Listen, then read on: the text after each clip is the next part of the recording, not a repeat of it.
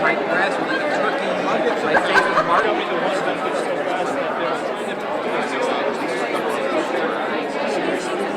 Everybody can start taking a seat, that'd be great. All of those really amazing reports on Ricky. We're going to get started. We've got a lot to cover today at this year's Environmental Summit. So as many of you know, as we gather every year in advance of the state legislative session, the goal is really to review the key environmental issues that we anticipate will be on the legislative agenda at the state capitol this year. So there's no hiding from the fact that our federal government is attempting to roll back decades of environmental protections that include sweeping reforms to weaken or eliminate the Clean Air Act, the Clean Water Act, the Endangered Species Act, to open up the Arctic and our oceans with unchecked oil drilling, and to block efforts by our own state to produce clean solar and wind energy. But you know all that. Today is about what we and our elected leaders can do as a state to protect our environment, to make progress in key areas of land, water, climate protection, clean energy, waste reduction, and a lot more that you're going to hear about today. The people in this room, you all, are on the front lines. You are the ones who are moving the dial on the environment in Connecticut.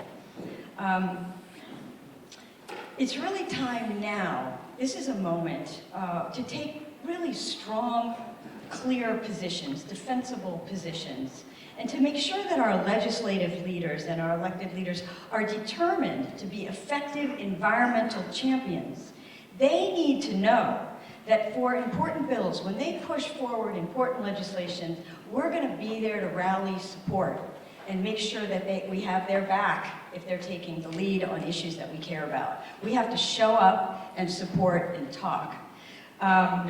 We should also no longer accommodate people who want to roll back our progress. Now is the time to really stand up and fight and push back. We've got good things that we can fight for this year that you'll hear about.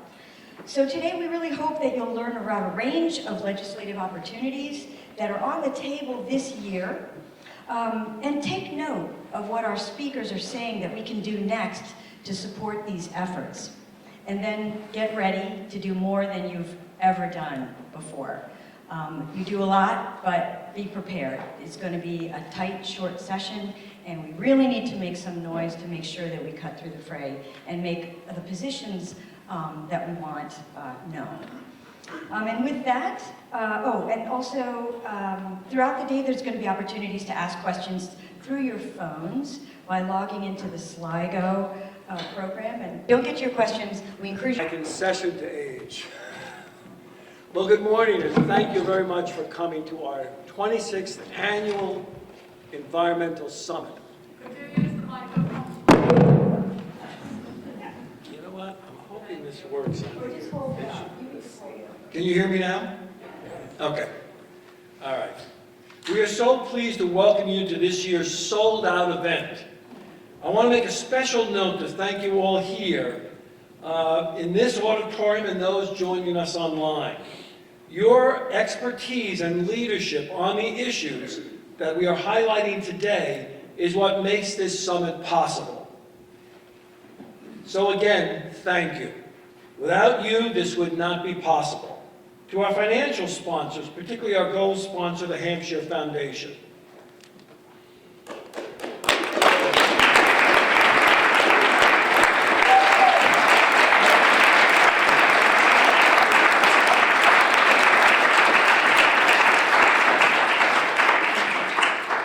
Thank you, Joe.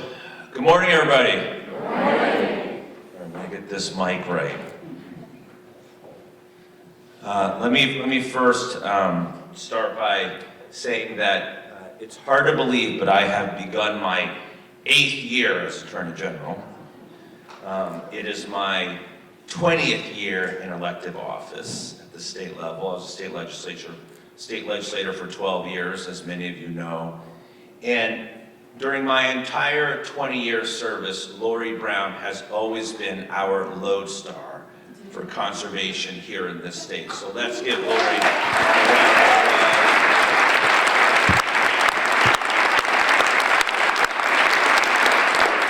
But of course, you just celebrated your 25th birthday, so. So what do you want to talk about? There's so much to talk about. I was given 10 minutes.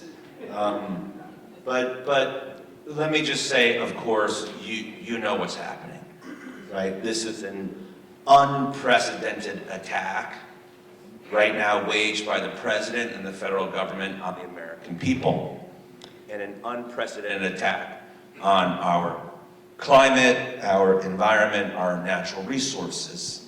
And yes, it really is that bad. And you just have to open the paper, any paper, frankly, and you can see the attack on power, on wind power, the attack on the endangerment finding, the dismantling of the Environmental Protection Agency, which began in Trump 1 and which I fought 7 years ago in Trump 1, and we are continuing to fight. The Chevron doctrine, the reversing of the Chevron doctrine for you lawyers did great damage to our environmental regulatory infrastructure in this country. And so, given that it is so bad, and it really is so bad at times, what do? Well, I was reminded of something a wise man once told me. His name is Joe McGee.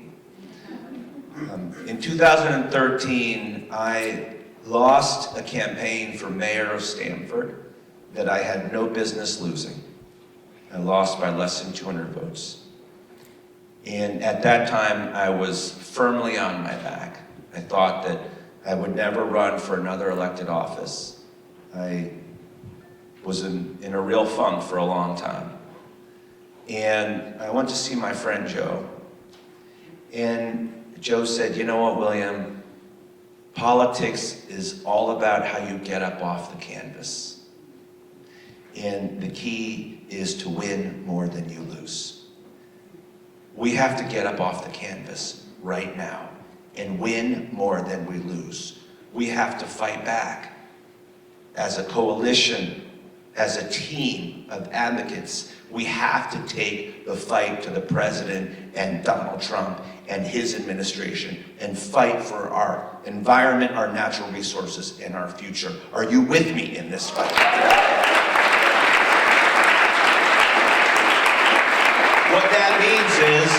What that means is when Donald Trump issues an executive order, an unlawful executive order, to stop work on Revolution Wind, we have to get in the fight. So the first time we went in, we sued, we stopped him, and the workers went back on the job. And then right before Christmas, after he tried to take food stamps away from people, right before Christmas, he tried to stop work on Revolution Wind. Again, we went back into court and we beat him, and those workers are back on the job, and we will have wind power from Revolution Wind in February. We were on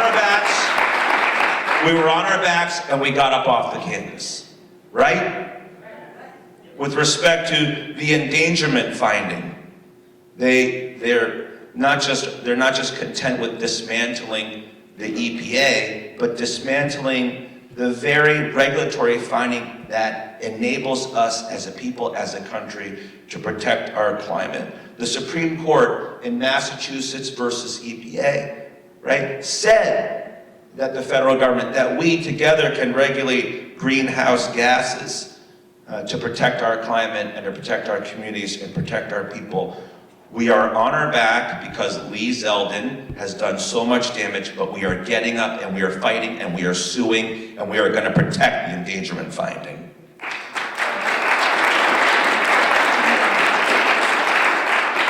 With respect to the climate, very quickly, when I became Attorney General 7 years ago, I said, we need to use the power and authority of this office to protect our climate. I want a climate case. And the head of our environment section, Matt Levine, some of you know Matt, I said, Matt, I want to take action to protect the climate. And he looked at me and he's like, okay, that's a big job. And he comes back to me 2 years later and he says, I've got it, boss, we have a case, we're gonna bring a case against ExxonMobil. And I said, great, tell me about the case. And he said, well, ExxonMobil developed climate science over the last 7 years. They're the ones, their scientists developed the science that taught us, my generation, about greenhouse gases, right? About global warming, which is what we called it back in the day. And it was ExxonMobil that understood the impact of fossil fuels, not just in the climate, but rising sea levels, and that they had to change the height of their drilling platforms to accommodate for the changing climate. And then it was ExxonMobil that turned its back in the late 70s and early 80s on its own science, and then began to lie to us about climate change. See, the thing is, you can't lie to people when you sell goods and services. That's bedrock consumer protection law. So I've sued ExxonMobil for lying to us about the climate. The one funny thing is, so Matt says to me, all right, we're gonna bring this case, it's gonna be great, we're gonna tell the story back to the 1950s. And I said, hold on a second, Matt, how can we do that? He said, what do you mean? I said, well, you can't go all the way back to the 1950s, isn't there a statute of limitations?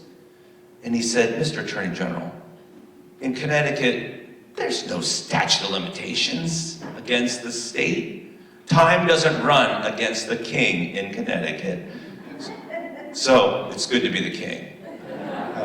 So that case has withstood a number of challenges by ExxonMobil. We are winning that case and we intend to take it all the way. And then finally on PFAS, this is incredibly important, and it impacts all of us in our clean water, the water that we drink, the water that nourishes and sustains us, that water right there in that picture.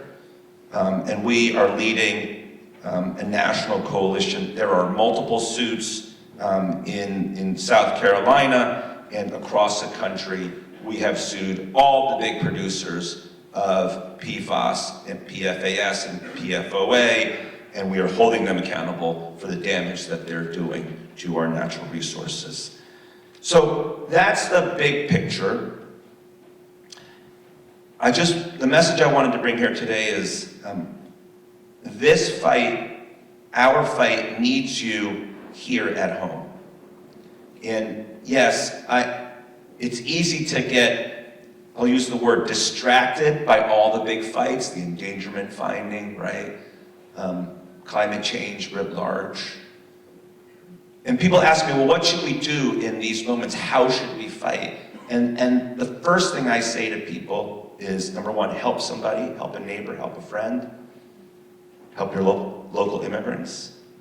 But also address what's in front of you, okay? I hesitated to use the word distraction, because it's not a distraction to fight the big battles. We have to fight them. But keep your eye on the ball with what's in front of you, like Revolution Wind. That's right in front of us. Speak out about the need for 350,000 homes to receive wind power. Speak out on the need for more generation in this state. Talk about and advocate for the remediation of English Station in New Haven and the contaminated ground there in New Haven. Put pressure with me on United Illuminating to pay to take that building down and remediate that site. That's their responsibility. They made that commitment, and they should make good on it. Focus on our water, the discharges, right, on the Massachusetts border into our waterways, and the fact that that is largely addressed by the EPA and the federal government. Get in that fight. Get in the fight about the sale of Aquarium. Why is that important? It's not just about utilities, it's not just about rates. At some point, somebody will have to remediate the PFAS in that water served by Aquarium, RWA, or somebody else. That's why it's so important that you get in that fight and make sure that whoever takes over that water utility will have the resources and that we can pay as ratepayers to address the PFAS crisis. That is an estuary, I assume, I'm not sure where it is. Maybe Brantford, coastline, something like that. And there should be herring running through those estuaries. But our herring population has been decimated by the climate, by overfishing. There should be striped bass chasing those herring. But our striped bass population has been decimated. They should be swimming among horseshoe crabs in the Sound, and that population has been decimated. And if they survive and they end up in an estuary like that or in the Housatonic River, they are constantly attacked by poachers and lawlessness. This is right in front of us. There's no Sound, there's no healthy Sound, there's no healthy water supply without a healthy Sound. Focus on what's in front of us and fight for the Sound and the wildlife and the ecology in one of our most important waterways and watercourses. Focus on what's in front of you. This session, there are big fights, some of which are big and symbolic, and those are important, yes.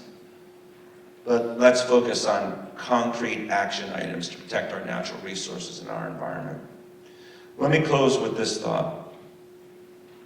Most often I hear from people right now over the last year, although this fight's been going on for 7 years,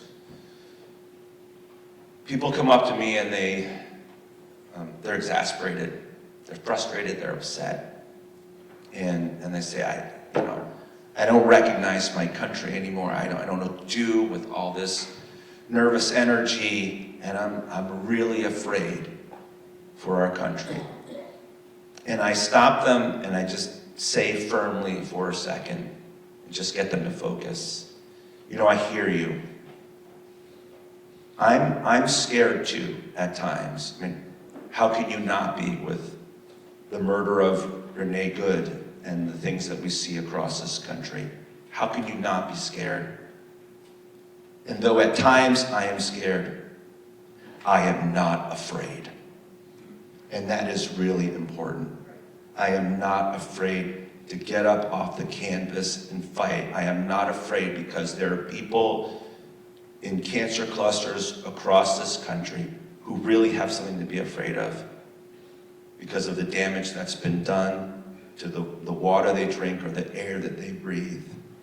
I am not afraid because in Arizona and in other parts of the country, and yes, here in Connecticut, extreme weather threatens people and lives, extreme temperatures. They've got something to be afraid of. I am not afraid because I'm standing here in the former GFOX. This is where I came as a kid to see Santa Claus, I think on this floor. And my parents and grandparents ran for their lives. From the Japanese, from the communists, from homelessness, from hunger, from poverty. And they found their way, of all places, to Hartford, Connecticut and GFOX. They had everything to be afraid of. We have nothing to be afraid of, and we have an obligation to stand up, each and every one of us, and stare him in the eye and say, we are not afraid of you. Let's get out there and fight.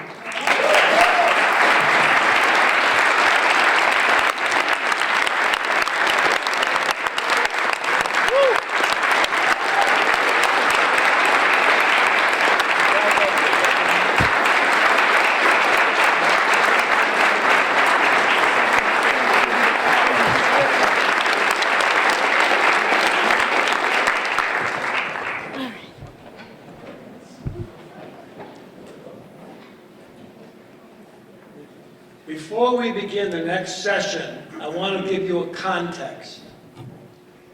In this gubernatorial race, the issue of affordability is going to be front and center. We saw that in the New Jersey race for governor, in the Virginia race for governor. And the issue of affordability is going to be focused on energy. And what can we do about the cost of energy? And there's kind of a narrative that the expansion of natural gas will lower the cost of your residential heating and electricity bills, right? That's the bridge solution, expand natural gas. So we wanted to look at that. We wanted to understand how did Connecticut's energy system develop? What are the implications of energy policy for Connecticut, and particularly in our role in a regional energy system? i.e., is it a good deal for Connecticut or a bad deal? And we found some very interesting information, which Connie Ukaitis, who's our deputy director here at the League, will present to you in a study that we're doing. And it's a two-part study. The first part is, how does our energy system work? How does our energy system work in a regional New England system? And then what are the alternatives to natural gas expansion? i.e., is natural gas the best expansion of natural gas, the best solution for affordability for Connecticut?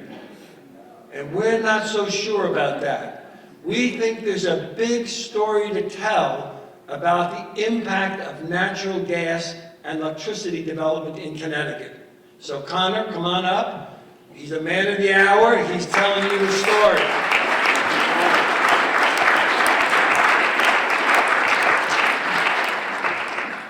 Good morning, everyone. So as Joe said, we are still in the process of working on this study, so it is not ready yet. However, we wanted to just kind of give a bit of a narrative as to where we are and how we got here. So first of all, I'm the deputy director. I've been here for, will be 7 years this year. 6 years ago, we were sitting in the office and we were all, as staff, picking issues that we were very passionate about, thanks to Lori. I chose energy, clean energy. And at the time, offshore wind was, booming, and I'm like, oh, I really want to get into this. Little did I know energy would be the top most divisive issue in the state right now. And there's been a lot to learn. So, over the last decade, Connecticut has quietly become the powerhouse of New England's electric grid. Today, our state produces roughly 45% of all the electricity generated in the region, far more than any other New England state. Now, this did not happen by accident. This is the direct result of a policy choice to dramatically expand a natural gas supply, with the promise that doing so would lower energy costs, create jobs, make our economy more competitive, and protect the environment. While that expansion succeeded in increasing supply, the outcomes Connecticut was promised never fully materialized. Hello? Oh, there we go. The surge in natural gas flowing into the state, more than a 50% increase, had an unintended consequence. It drove the construction of large-scale power generation facilities. As a result, electricity generation in Connecticut rose by nearly 50% over 2 decades. But rather than being used here, much of the power now flows out of the state. Between 2001 and 2024, electricity exports increased 17-fold, turning Connecticut into a net exporter of energy for the region. In effect, we have built a system designed to serve New England, not just Connecticut. What is striking is that this massive increase in power generation has not translated into economic growth for the state. Connecticut's employment has never recovered from the pre-recession levels, and we rank last in the nation for payroll growth. There is little evidence that hosting so much generation capacity has made our businesses more competitive or spurred lasting job creation. Meanwhile, states like Massachusetts, and I'm a diehard Red Sox fan, this is not to knock Massachusetts, produce relatively little power themselves and import much of what they need without bearing the same costs. These costs show up most clearly on Connecticut residents' electric bills. Our residential electric rates are among the highest in the country and continue to climb, reaching over 30 cents per kilowatt hour by 2026.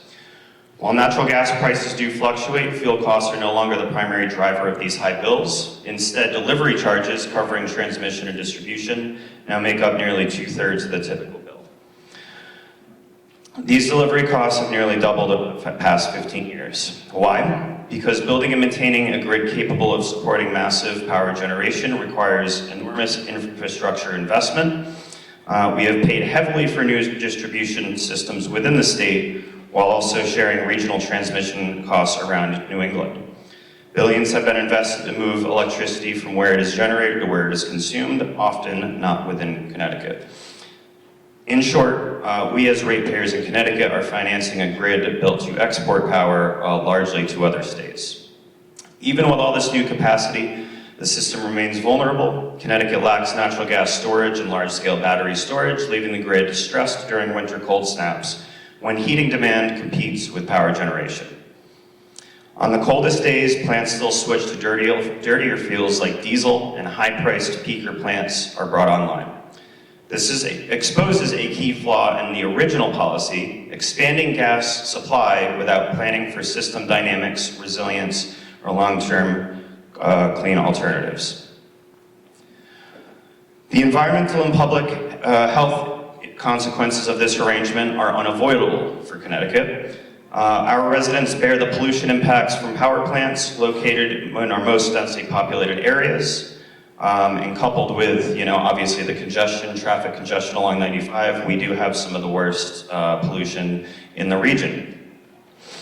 While energy consumption within the state has actually declined since 2007, emissions associated with exported electricity continue to affect our communities. The greenhouse gas emissions, air pollution, and related health risks stay here, even though much of the electricity does not.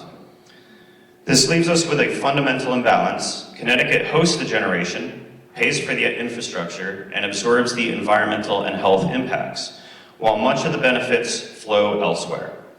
At the same time, we have not seen the promised economic returns that were used to justify the expansion of natural gas in the first place. In short, it appears natural gas is a bad deal for Connecticut. Understanding, now this may not be news to everyone, new information to everyone, but as we enter this debate, especially in an election year and in a critical legislative session, it's important that people are reminded of where we are. Understanding how we got here is critical as we debate what comes next.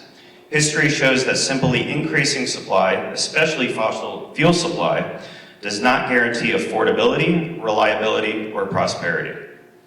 Future energy policy must be more intentional.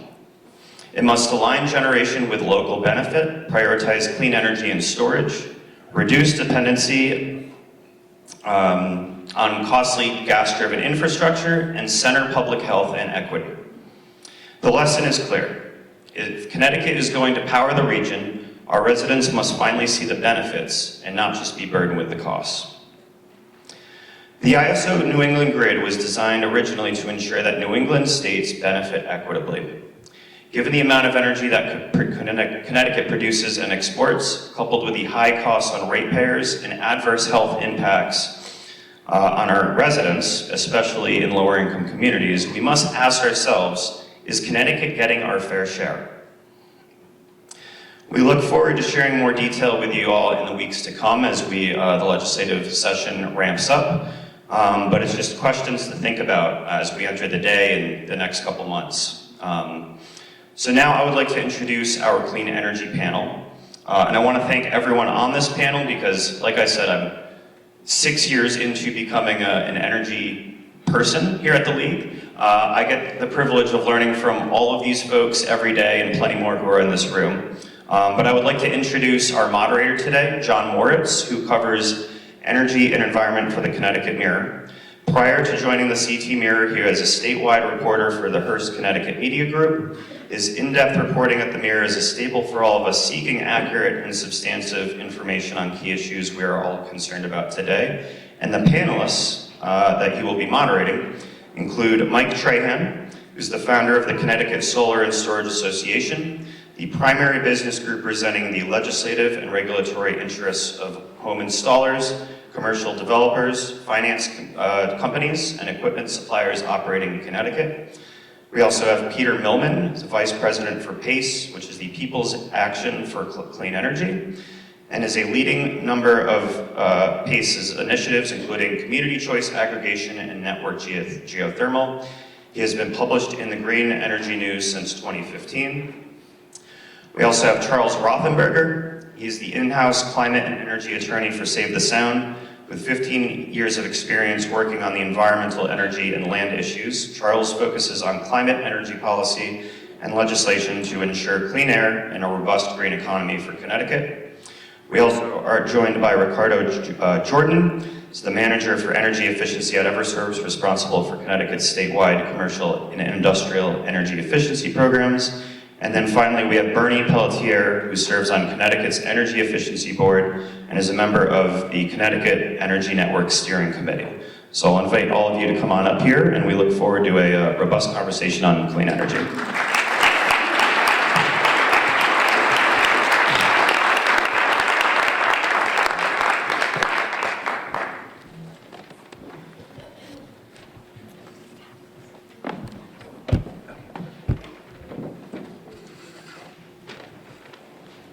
All right, hello everyone. As Connor said, I'm John Moritz. I'm joined by our panelists who you just met. We're going to start, I'm going to give each of the panelists 5 minutes to introduce themselves and give a short presentation on the topics they want to cover. After that, we're going to jump into about a 20-minute Q&A, and you can see, I think there's a QR code up here where you can submit any questions, and I'll be able to see them and ask any of the panelists. So, shall we start over here with Charles, and we'll go to the left. Oh, sorry.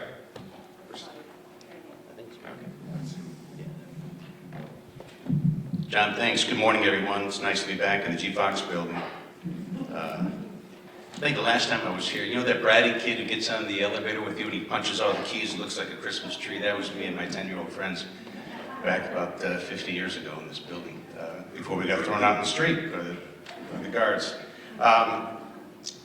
I got on the highway this morning, and I was thinking about what I was going to say, and it was feeling a little dour, and speeding past me within the speed limit was a vehicle from Earthlike Technologies, which is one of Connecticut's esteemed solar installers. Going the speed limit, the founder of the company is with us today, so I'm very glad to hear that. So that picked me up a little bit. So I was asked if I would kind of give a state of solar in Connecticut, and dispel a misconception that may have taken root. So just so everyone knows, this past year in 2025, 15,000 Connecticut homeowners put solar on the rooftop, which is a good number. That number goes up by 1,000 or 2 or down by 1,000 or 2 every year, depending on market conditions. So it was a good year for homeowners. Everyone was trying to get in before the end of the year because the federal tax credit, the 30% federal tax credit, expired at the end of this year. So what does life look like if you want to put solar on your rooftop in 2026? Well,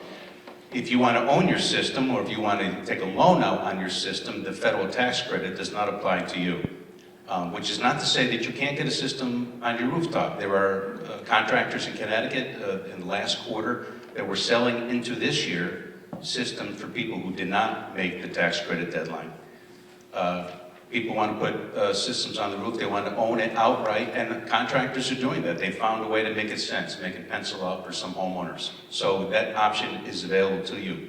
If you want to lease your system, you don't get the investment tax credit, but there is a second, separate federal tax credit that is available to lease companies, so that if you want to put a leased system on your rooftop, that option is available to you. That second credit has about as much value as the original tax credit that just expired. So life goes on for residential homeowners if you want to lease your system, or if you have the resources to own it. So that story is good. On the commercial side, you need to move quickly. What we had done in the last several years is 2 solicitations, one in February, one in August. These are reverse auctions, so if you would work with a contractor, they would enter a bid to see if they would win a contract with utility for your project. Since the investment tax credit runs out also for commercial systems, so you need to get that system started by July, it doesn't make sense to hold the solicitation in August. So that February and August solicitation are all being packed into the February solicitation. So if you've got a commercial project in mind, you got to move fast. The system needs to be started by July, and then you get a couple of years to finish it. If you miss that July deadline, there's some way that you can kind of wiggle your way forward. But my suggestion would be to get on, you can go to our website, find a bunch of really good commercial contractors that are all familiar with the NRES process, and we'll take care of you there.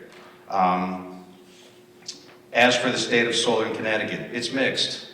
It really is. It's very difficult to say whether solar is on the rise or whether we're heading south, and I'll give you a couple examples of that. A legislative committee in Hartford last April heard testimony from a dozen residential installers on a bill in the Finance Committee, House Bill 1560. And those 12 home solar installers told those 50-something legislators on the Finance Committee, don't pass this bill. You're going to wreck solar. You're going to devalue net metering to the point where consumers wouldn't want to buy it anymore. A couple of days later, that bill passed the Finance Committee by a vote of 45-6. There were 16 Republicans and 29 Democrats all voted for that bill. To me, it was the worst day for solar in a decade, not because that bill would eventually move forward, but it provided momentum for those who thought that the cost of solar exceeded the benefits, which is a myth too, which we've been trying to dispel, and I'll talk about that later in our breakout session. But in a moment of legislative sobriety, the good chairs of the Energy Committee wrestled that bill away from the Finance Committee and retooled it. They discarded the elements that would harm net metering and passed the bill out of committee that went to the House and Senate and eventually became law by unanimous votes, nearly unanimous votes in the House and Senate. There were some brave members of the Finance Committee who raised their hand and voted no.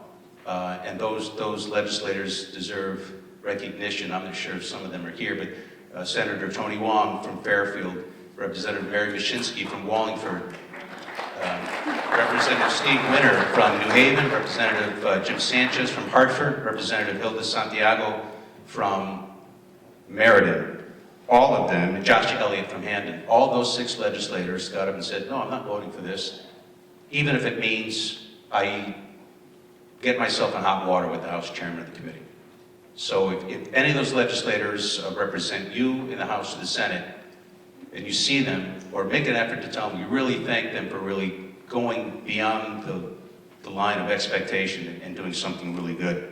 So there was also a couple of brand names in the solar industry. Some of you are familiar with them. Sonova, which is a finance company. Can we just move Oh, on? my 5 minutes? Yeah. Sure. Happy to talk to you later. Thanks for your attention. Well, I got some questions also. We'll get back to you. I'll be here. Is it Charles next? Charles? Okay. All right. We will go with the flow. So, thank you. You heard a little bit about offshore wind and the challenges that we're facing from Attorney General Tom, and kudos to him for the excellent job that his office is doing in defending our projects. This slide is really just meant to represent a couple things. On the right hand, you see the promise and the potential of offshore wind. Those colored blocks represent the offshore wind lease areas, which the United States started auctioning off for potential wind development beginning in 2009. Right now, we are seeing the first few of these projects come online. Vineyard Wind 1 in Massachusetts, which is the light green blob up at the top, started generating a portion of its capacity last year. South Fork Wind, which is the light blue blob, I think just up at the top tip there, started generating its capacity into New York. And here in Connecticut, our one pending large-scale offshore wind development, Revolution Wind, is the large red area at the top. And after a few fits and starts, that 704 megawatt project will start delivering power, as you heard, in February to Massachusetts and Connecticut. So we are facing some severe headwinds, though, no pun intended. If you look at the timeline on the right, which really represents some of the challenges we're facing, prior to the Biden administration taking office, 2021, even though we had been leasing these outer continental shelf areas, and all these projects are anywhere from 12 to 20 miles off the coast, the prior administration, Trump 1, had really been slow walking the application process. So when the Biden administration came in, first thing they did, establish a national goal, 30 gigawatts by 2030 of offshore wind. And that would put us right in league with where Europe is. Both Europe and China each have about 30 megawatts of, or gigawatts of offshore wind developed. However, first thing the Trump administration did, as we all know, January 20th, 2025, issued an executive order suspending any further permitting activity for these projects. So it didn't impact the projects that had completed their permitting, including Revolution Wind, including Empire Wind in New York, but basically stopped everything dead in its tracks for any further permitting of projects. And in April, ironically, the federal government releases a report stating all of the significant benefits that offshore wind presents for the economy, for clean energy, while, and again, posing minimal risks to marine wildlife. So despite this, despite the successes they've had in Europe, despite the federal government's own assessment, and despite a very rigorous multi-year permitting process for these projects, the Trump administration has begun a series of targeted attacks against offshore wind. And I won't read all of those, you can sort of see the timeline there. What I hope you take away from that timeline is, as Attorney General Tong said, we are winning these fights. Time and time again, whether it's issuing a stop work order for particular projects, the federal courts have said, you have no basis, you have no justification to do this. Whether it's the executive order pausing permitting, federal courts have said, well, that's blatantly illegal and a violation of the Administrative Procedures Act. You don't have the unilateral authority to do that. So we are winning in the courts. Unfortunately, the damage is being done. We are really seeing a downward trend in the amount of capacity that's likely to come online over the next 10 years. In fact, the 5 currently under construction offshore wind projects that Trump paused before Christmas, and the federal courts are now in series opening up again. It's about 6 gigawatts, and that's going to be about the maximum capacity we can expect, down from 40 megawatts, which was anticipated. So we're losing a tremendous amount of capacity. I think the reason that we're seeing such an incredible pushback against offshore wind is for the simple reason that people know it works. And you only have to look at Texas, which gets nearly a quarter of its electricity from wind power, ground zero for natural gas. Natural gas was a cheaper alternative. They'd be all in, but they're not. So I urge people to just look at the facts, look at who's using energy where, and again, lend your voices to combat misinformation and to support the development of these critical resources. Thanks, Charles. We're going to go to Peter next.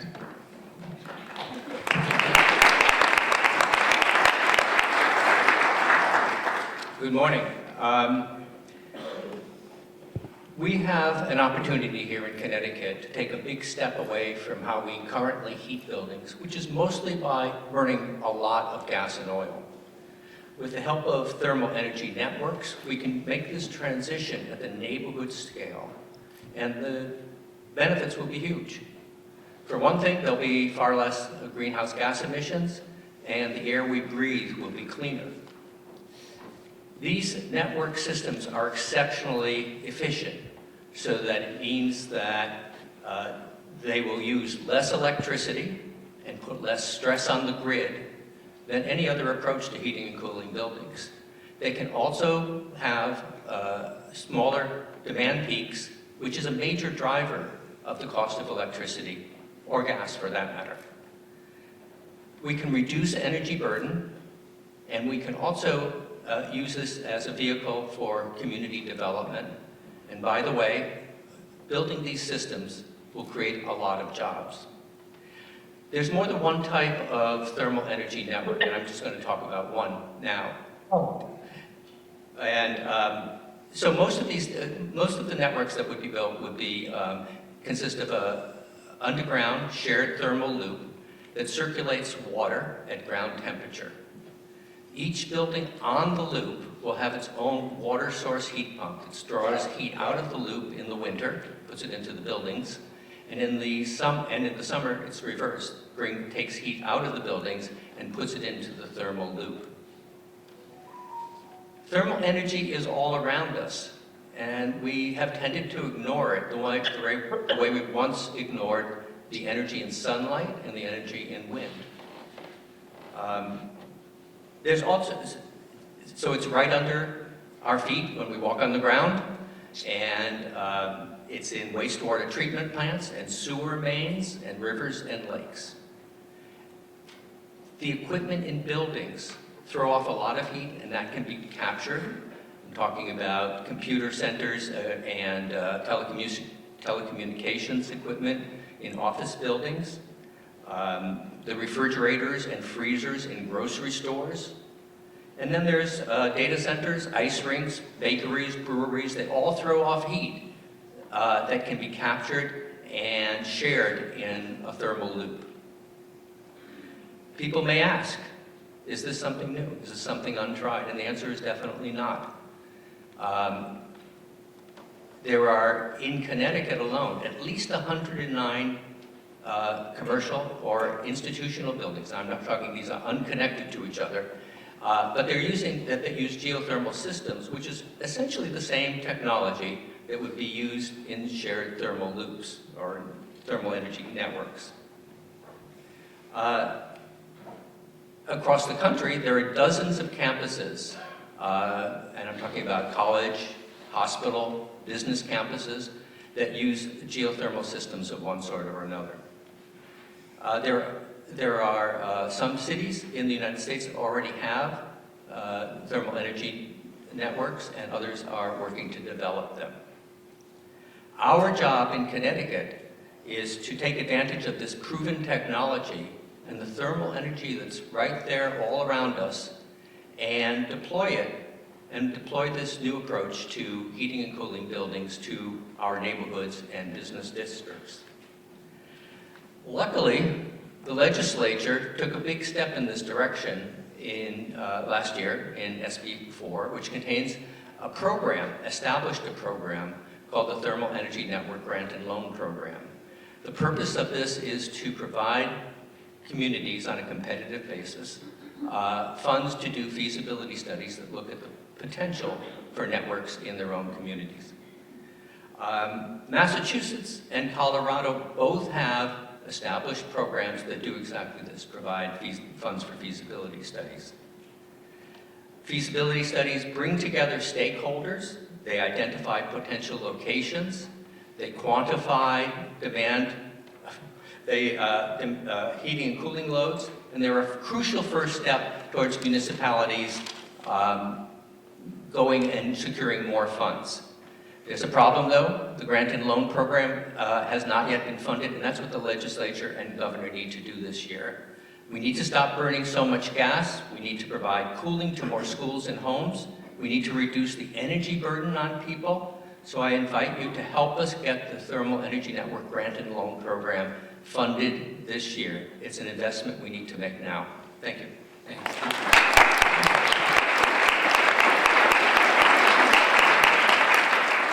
Thanks, Peter. Next, we're going to move to Ricardo. Good morning. So in Connecticut, we have what's called the Energize CT Initiative, to which Eversource is one of the proud sponsors of. We're also joined by our neighboring utility at Alban Grid, the Energy Efficiency Board, the overseer, and our colleagues at the Connecticut Green Bank. The Energize CT initiative is designed to empower our customers, our residents, our business owners to manage their energy smarter and make better choices. And we do that through the deployment of different energy efficiency and demand management incentive and rebate programs. It's a collaborative effort. Energy efficiency continues to be the most cost-effective investment that any business or homeowner can make. And while I could spend an hour talking about all the programs that we have available through the initiative, there are a few that stand out that I really want to talk about today, especially after being so fired up after this morning's introduction.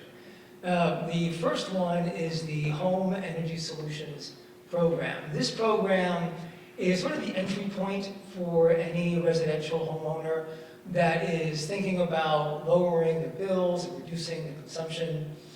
It's the entry point, and through this program, we have approved and certified technicians and contractors that actually come to your home and conduct an energy assessment. Think of it like getting a physical on your home. And via the assessments, can demonstrate to the customer how healthy or how unhealthy their home actually is from an energy perspective. And through this reports, also indicate the different energy conservation opportunities that are available and the different incentives and rebates that we can provide through the initiative to buy down the cost for those projects.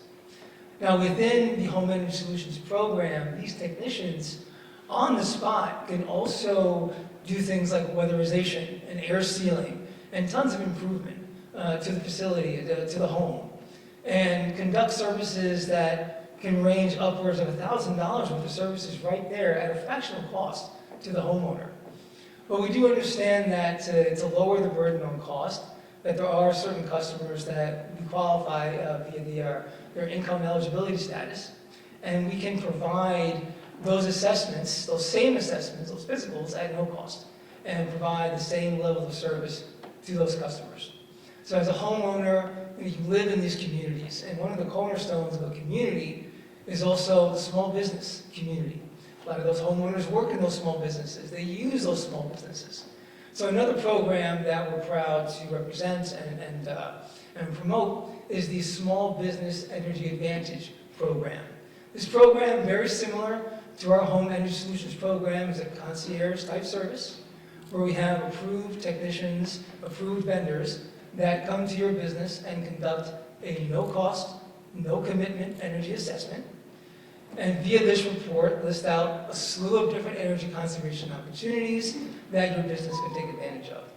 Now, one of the things that separates our small business programs from, I think, any other small business programs across the country is our ability to provide financing at 0% on bill for qualifying small business customers. We find that 90+% of all of our small business participants take advantage of this. It's our way of breaking down that barrier of initial cost, which especially for some of our smaller, what we call micro businesses, can be really burdensome. So, living in your home, you live in the community, you work in that community. But one of the other programs that I personally feel is of great importance is our education programs. We have one program in particular called the Green Sustainability and Technical Education Program. That's a mouthful. It's called the Green Step Program, and what this is an education workforce development program that's geared towards rising high school seniors. What better way than to train the next generation of workers in the clean energy workforce for Connecticut, which has been rising year after year to meet the rising demands within the state. Through this program, we offer certifications, workshops, on-site trainings in heating, ventilation, cooling, green building design, other green building trades, renewables. We even offer services to help with resumes and other workforce development and workforce training opportunities. So all these programs together, I feel, very synergistic and complement each other, and just proud to be able to, through the Energize CT initiative, deploy and implement these programs. Thank you. And lastly,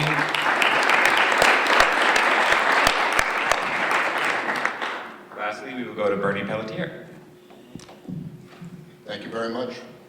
I'm going to divide my 5 minutes of fame into 2 topics. First, could I get a show of hands? How many of you have heard about balcony solar or plug-in solar? Woohoo! This is great. So that's my first topic today. Yep, we've got up a picture of balcony solar, literally somebody's balcony. Might be in the U.S., might be in Germany, but what is it? It basically is it's the little brother. So this big solar is represented by Mike Trahan. Plug-in solar is represented, its little brother. And it is essentially making an appliance out of solar, something that you can plug in to an outside outlet. Anyone with sun can participate, no incentives are needed. So just to go a speck deeper, I got a schematic of what it looks like. It's usually between 1 and 4 solar panels.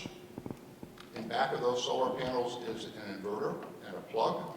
The inverter basically takes a direct current out of those panels and turns it into alternating current so that our houses can use it. You see a picture of our house. And actually the grid plays not very much role at all in plug-in solar because you're hard to export any. Typically, you're just sort of run-of-the-mill things that are running all the time in your house are going to gobble up all that power. But you might say, well, if it's so small, is it worth the trip? And so this next sort of map of the U.S. shows that, I guess if you want to call it a bright side of us having higher electricity rates, is something even small like plug-in solar can save Connecticut residents between $400 and $800 on their electric bill. That's for a lot of people, that's a lot of money. So why are we bringing it up now in the summit? We really do have a legislative ask. We would like Connecticut to join the only other state in the U.S. that has plug-in solar. That's Utah. Not exactly a bastion of liberality, but they have a plug-in solar law there. The key tenets of such a piece of legislation would be the utilities are not going to have any liability because it's an appliance. It's not really anything to do with them. In turn, we residents are left out of or don't have to get an interconnection agreement, which is a difficult thing to get. And there will be product standards. As we sit in this room today, Underwriters Laboratory are certifying products, safety standards, and size limitations. So this is something that we should all push. It's going to be a help. The little brother should help the big brother solar. We need all the solar that we can get, little or big. And for just a minute, I would like to add on to what Ricardo was saying. Switch now to talk about the conservation and load management plan. Introduce this concept. Charles is talking about wind. Mike is talking about solar. These are generating power. They're generating megawatts of power. The programs that Ricky was representing are reducing, they're conserving. So think of that as a megawatt. It's power that we don't need. Another thing they do, Ricky mentioned load management. So when the peak demand is up there, cost is high. If we're able to take that demand and either cut it off or move it to another point in the day, we can lower cost for everybody. And so what I would like you to take away from this is that megawatts really benefit everybody. And that maintaining these programs, which were under attack at least 3 times last year and will be under attack this year, we need to preserve these programs. They have benefits for everybody. I'm an example of somebody who's adopted them. I have R40 insulation in my attic thanks to this program. I've had a couple of these audits. They've been instrumental in making my house more efficient, more comfortable. My wife still complains, but we are more comfortable. But many of you haven't had the opportunity to take advantage of these programs. And you might say, great, Bernie, you got some benefit, but I haven't gotten any benefit. Well, you have gotten benefit. You have lower wholesale costs. You have more reliable grid because we're using less. We have lower peak costs, better air quality, better public health. Not that we don't have a lot of challenges, but it would be worse if we take away these programs. And the state has an active workforce and an active industry that benefits us economically all sorts of ways. So I'll just leave you with what the Hippocratical, the doctors, I would say to this legislative session, as we, February 4th, as we gather together, there'll be pressure to cut. We should think about this baby not going out with that bathwater. I think my time is up. I want to thank you very much. Thank you so much.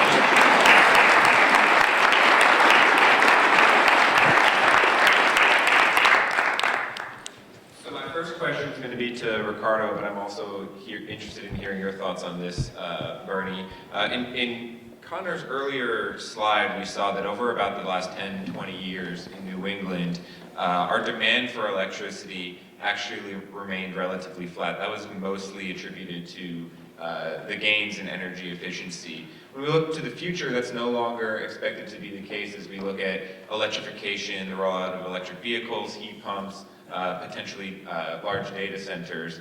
So with those changes coming on the horizon, how big a role is energy efficiency going to play, along with distributed energy? If you might want to explain what we mean by distributed energy a little bit, but how is that going to impact what we're dealing with the growing demand, and how will those resources ultimately impact the cost for customers to adopt those changes?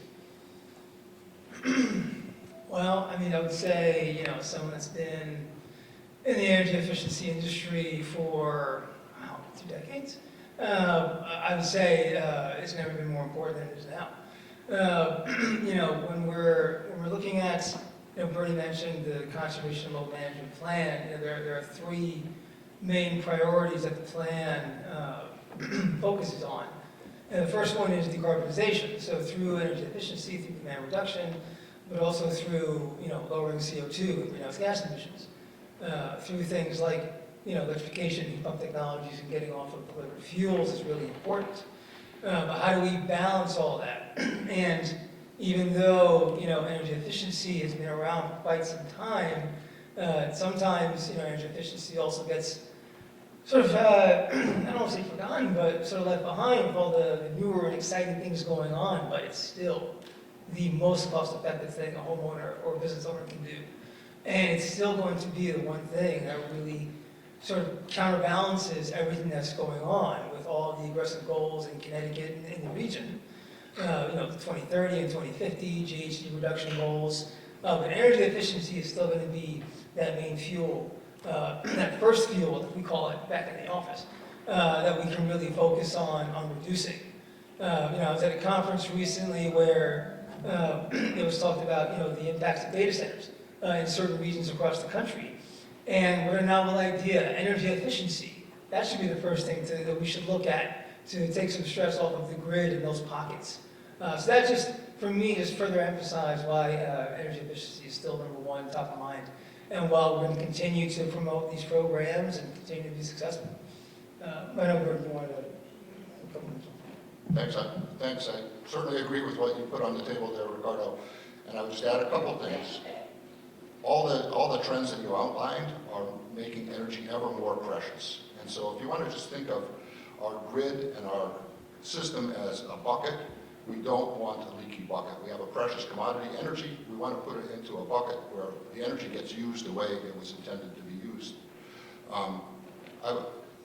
The fact that you noted, which is that our electricity consumption has actually gone down in recent years, is true.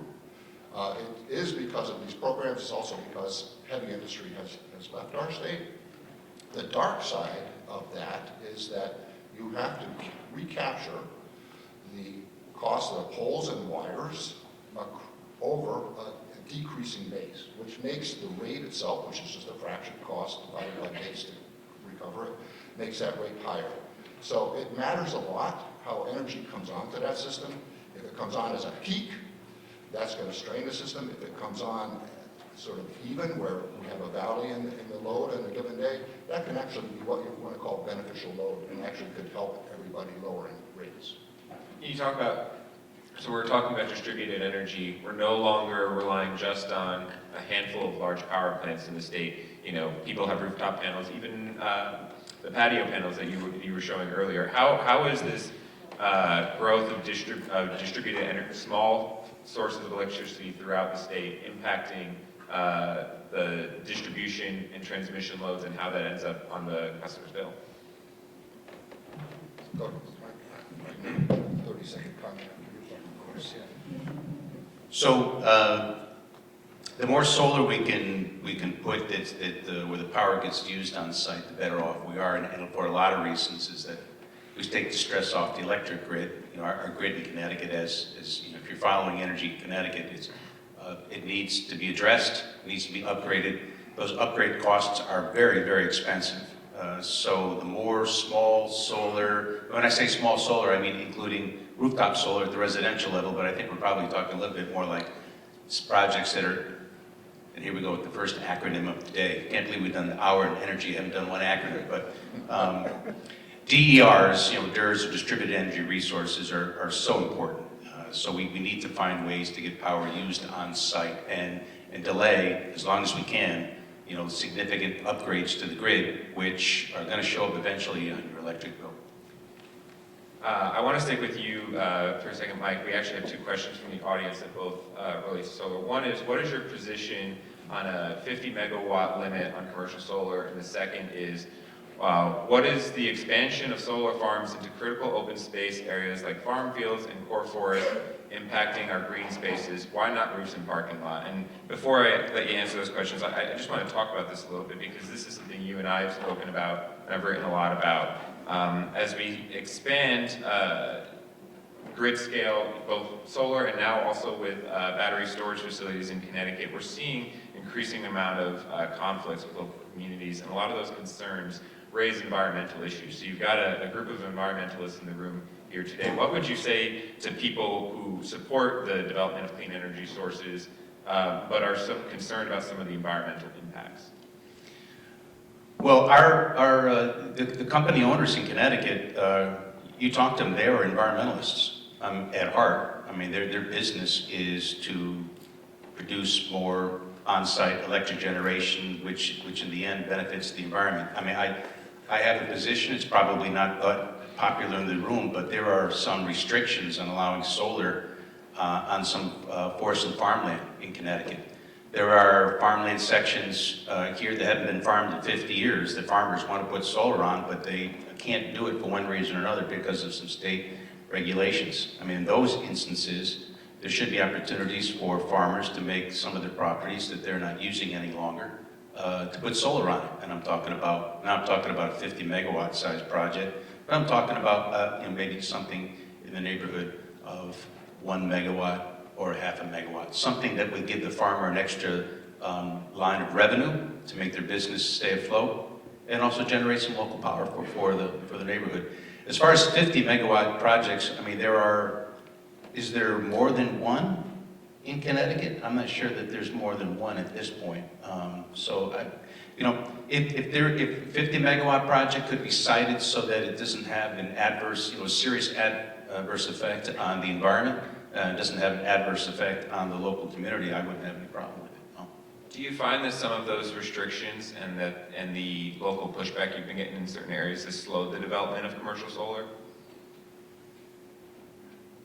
I think it probably has, but I think probably for the right reasons. I mean, if you're a homeowner and you've gotten used to seeing an open space across the street or down the road, or you pass it every day on your way to work and you enjoy seeing that, I mean, I can understand where you're probably irked that you see a sign on the property that coming soon, the 25 megawatt solar project. You know, that's probably doesn't make you very happy. But I mean, look, we're going to have to make a decision at some point in this state.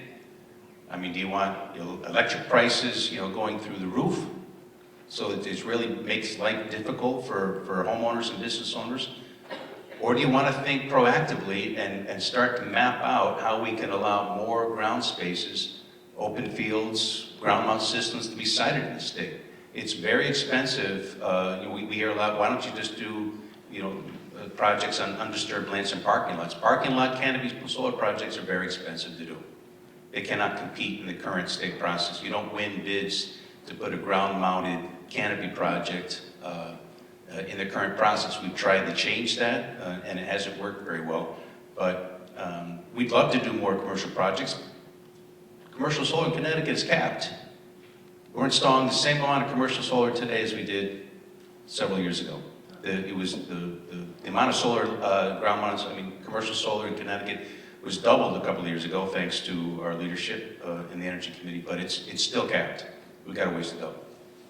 Next question's for Peter, and this is from the audience. How can geothermal work when there's so much ledge, especially under houses near the sound? And I also was wondering, luckily in Connecticut, we're not necessarily known for our volcanism. So when you're talking about geothermal, can you explain for people who might think Iceland or Wyoming what you mean by geothermal energy here in the state? Yeah, thanks, John, and whoever asked that question. Geothermal is a little bit of a confusing term because it's applied to more than one situation. So out in Colorado, their state energy office is funding feasibility studies for geothermal electric generation. So that's one kind of geothermal. It's called enhanced geothermal. And then there's, and then there are geothermal systems that are hybrid. There are some that are pulling heat out of the ground, some of it out of wastewater. There's just a variety of things. But you don't have to be Iceland. You don't have to be Iceland to pull a lot of heat out of 55-degree ground. So that's one thing. In terms of ledge, I've spoken to some of the geothermal companies.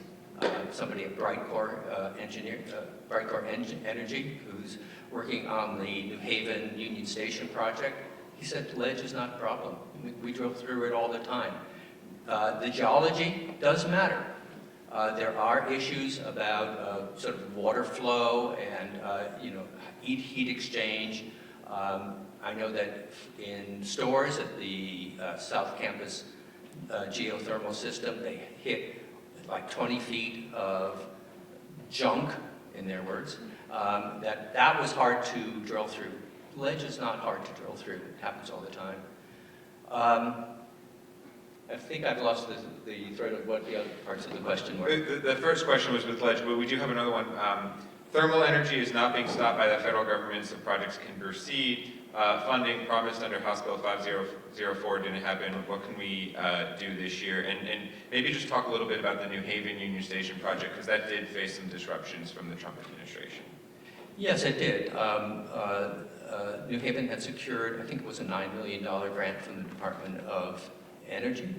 And when the Trump administration came to power, it stopped that. New Haven sued, I believe, and the money was restored.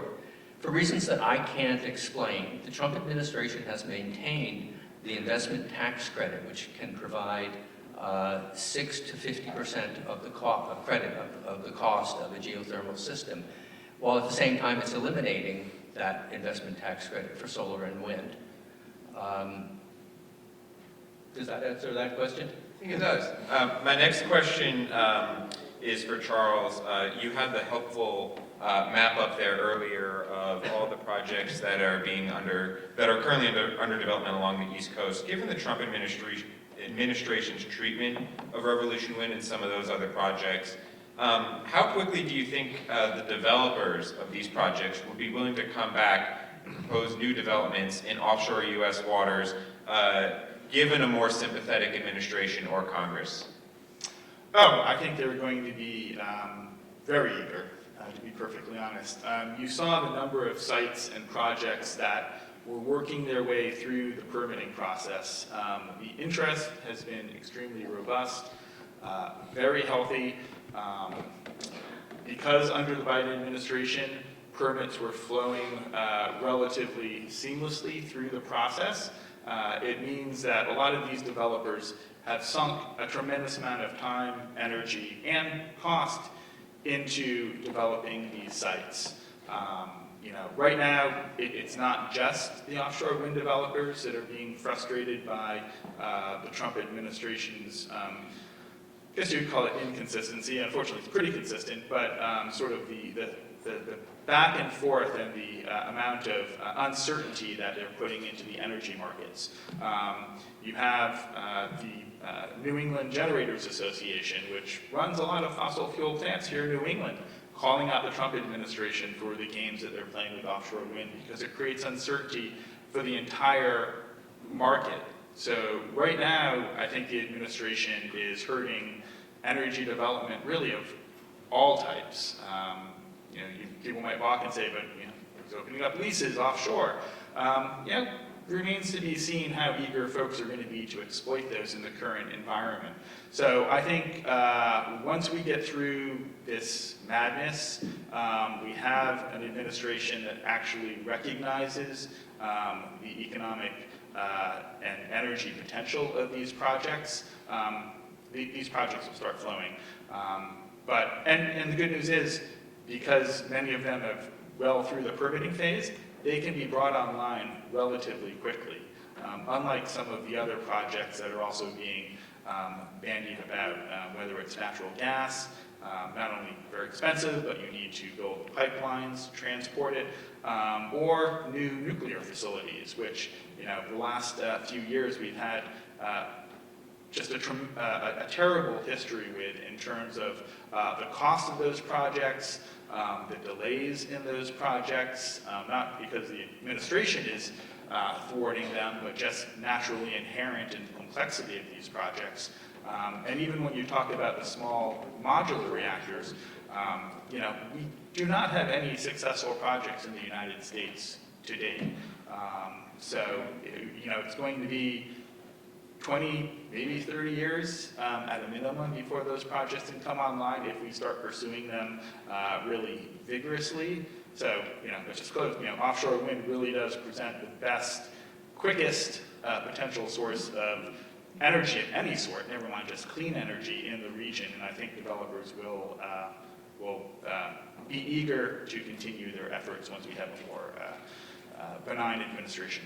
Another offshore wind question is, we've seen the cost of developing solar and onshore wind fall dramatically over the last decade or so. Unfortunately, there's still some technical challenges with offshore wind that keeps the price high relative to those other sources. Looking into the future, are there any technological developments or breakthroughs that you see as being on the horizon that could potentially lower the cost of some of those larger offshore projects? Yeah, I would say that the difficulties are less technical than they are just practical in terms of the current economic situation that we find. We're finding supply chains and getting materials are becoming more expensive, not just for offshore wind components, but for natural gas power plant components as well. So we're in, we were a few years ago in a very inflationary period, and that was affecting development of all sorts. We also have some challenges when it comes to the specialized vessels that can help in the construction of these projects because of a thing called the Jones Act. Port-to-port transit of materials has to be on a U.S. flagged vessel as part of the supply chain, and more than 40 states involved in various elements of supporting the offshore industry here in the United States. There are vessels being constructed here in the United States which can do that job. They won't come online tomorrow, but they are in the pipeline. So I think folks are working on it, and hopefully we'll see those costs coming back down in the near term. Thank you. We have another question for Ricardo. Can we lower the interest rates on the Energize CT program to help offset the loss of tax credits, especially for moderate and low-income families? I'm assuming the person here is referring to the tax credits under the so-called One Big Beautiful bill. So the question is, can we lower the interest rates? Yeah. Yeah. Well, I will say this, and this isn't new to our programs, but, it sounds like an overused cliche, but we're constantly getting customer feedback on, as much as, us energy geeks, as much as we think we know everything, we want to make sure that we're hearing from customers what their problems are, what their needs truly are, and that barrier, upfront cost, continues to be, top of the list. So the fact that we can partner with different third-party financing institutions on designing more creative, more effective program models that can help us actually implement these programs. It's something that we're constantly looking at. So we have, one thing in particular, our teams, we can discuss, we can talk about it, we can talk about it with our Energy Efficiency Board, our overseers on what we can do. One of the three main priorities that we have in our plan is affordability. What's good in having programs if they can't be designed to move the needle? And we know that, designing financing programs is crucial for that, for homeowners and our businesses. And then we have a question, I think, Bernie, this is probably yours for you. Will, on a positive note, what's one development that you saw in the year 2025 that gives you hope for the future of our climate and our environment? And we'll just move right to left and start with Charles. Well, I'll stick to the offshore wind theme and the evidence that we still have an independent judiciary.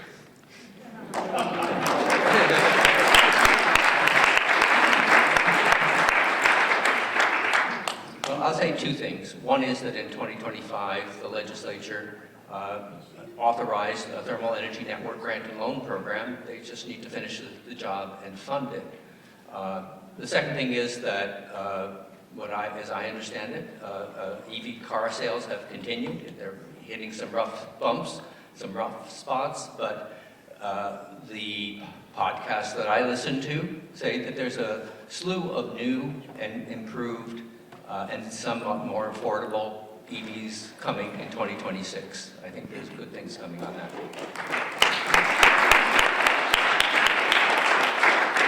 Last year, the state legislature passed Senate Bill 4. Part of that bill called for our PUC in Connecticut, PURA, to put out a report that would study the costs and benefits of the solar tariff programs in the state of Connecticut. That draft report is due out today.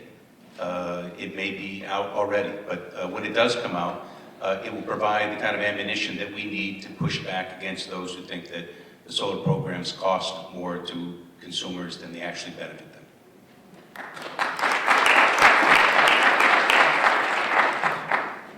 First, I have to tell you that it's really hard for me to be positive, so I wish you told me ahead of time that I was going to be positive. But seriously, I guess I take comfort. I look at the ISO New England graph of load every day. It's one of my sort of obsessions. And the prevalence of what's called duck curve days, which means in the middle of the day when the sun is shining and all these behind-the-meter programs are kicking out their megawatts and their kilowatts, it actually drives our New England load below the nighttime levels. And that's a duck curve day. And there's over 100 of those. You can look it up on the ISO New England site. And that does gladden the recesses of my stone cold heart.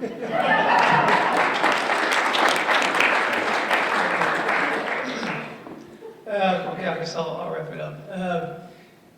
I don't know if I'd call it a development, but I think I'd say, sort of a new trend that for me is very promising. I had the privilege of attending and speaking at several conferences across the country. Energy efficiency, demand management driven, and I'm often reminded through presentations and papers that the one thing that connects everyone it truly is communities. And historically, from a program design perspective, it's just been my entire career. We usually design programs for program for you, program for you, program for you. But in reality, the change that we're seeing in the energy efficiency program design space is that we're designing programs with customers, with communities, hearing them, understanding what they truly need, and then seeing what we can do from a programmatic perspective to complement that. And to me, that is a very promising new trend in the energy efficiency program design space. Thank you, and thank you to all our panelists.